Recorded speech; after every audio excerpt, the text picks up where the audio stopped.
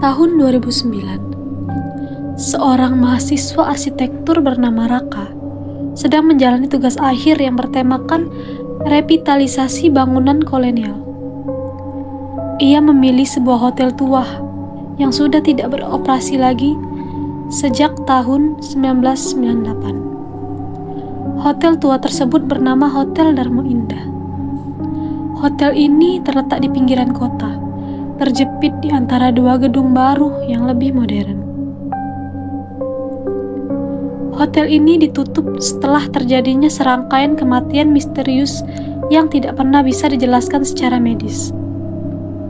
Semua korban dari kejadian ini meninggal di kamar nomor 308. Tanpa luka, tanpa tanda kekerasan, tapi wajah mereka selalu menunjukkan ekspresi teror yang sangat mendalam. Namun, tidak ada satupun catatan resmi yang bisa Raka temukan soal kejadian-kejadian itu, kecuali satu, yaitu masih adanya sebuah buku tamu yang masih tertinggal di meja resepsionis. Raka pun masuk ke hotel itu sendirian dengan membawa kamera, perekam suara, dan drone kecil. Ia mengambil gambar dari setiap sudut ruangan, tapi ia tidak pernah mengambil gambar kamar 308. Karena secara aneh, lorong menuju kamar tersebut tidak muncul di DNA asli bangunan. Padahal, ia melihat sendiri angka 308 di ujung lorong. Tapi anehnya, setiap kali ia melangkah ke arah lorong itu, waktu seolah melambat, pikirannya seolah bergetar. Dia selalu lupa alasan kenapa dia bisa berjalan ke sana. Dan dia selalu kembali ke lobi tanpa ia sadari. Raka menemukan fakta yang mengejutkan. Di dalam buku tamu, ada tanda tangan tamu yang sama, dengan tulisan tangan yang identik, yang menginap di kamar nomor 308 setiap tahun, di tanggal yang sama, 17 Juni. Nama yang tertulis adalah almarhum Raka Surya Putra. Dan itu adalah nama lengkapnya sendiri. Pikiran Raka kacau. Ia berpikir ini hanya lelucon. Tapi ia tidak pernah memberitahu namanya kepada siapapun dalam proyek ini. Dan hotel ini juga sudah ditutup lebih dari 1 dekade sebelum ia lahir.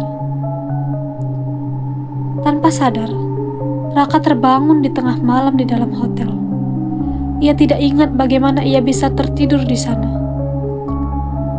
Ia mengenakan pakaian yang tidak ia miliki.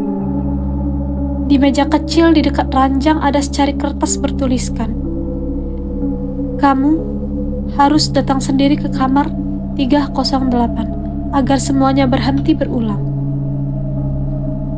Ketika ia membuka pintu, lorong yang selama ini tidak bisa ia tembus kini terbuka dan berubah bentuk.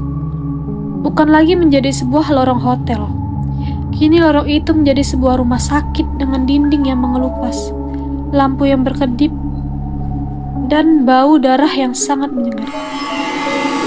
Di ujung lorong, pintu kamar nomor 308 terbuka sedikit. Dan ada suara tangisan. Dan anehnya, Raka mendengar suaranya sendiri, memanggil namanya sendiri di balik pintu. Ia tidak melihat apapun di dalam. Hanya sebuah kasur yang penuh bercak darah. Cermin besar yang memantulkan bayangan Raka yang sedang menggantung diri. Dan kamera kecil di sudut ruangan yang menyala, seolah merekam kejadian tersebut.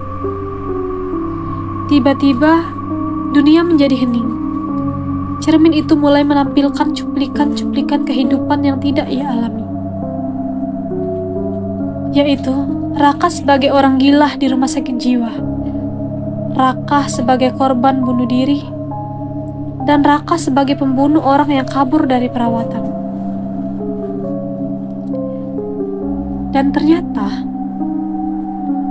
Raka telah mati sejak 2009. Setiap tahun, kesadarannya kembali hanya untuk mengulang pencarian yang sama, yaitu kembali ke hotel, merekam, mencari kebenaran, dan kemudian ia mati kembali di kamar nomor 308. Ia bukan sedang meneliti, ia adalah bagian dari hotel tersebut.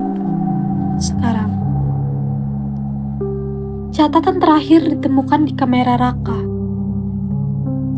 tertanggal 17 Juni 2024. Jika kamu membaca ini, dan kamu bernama Raka, tolong jangan masuk ke kamar 308.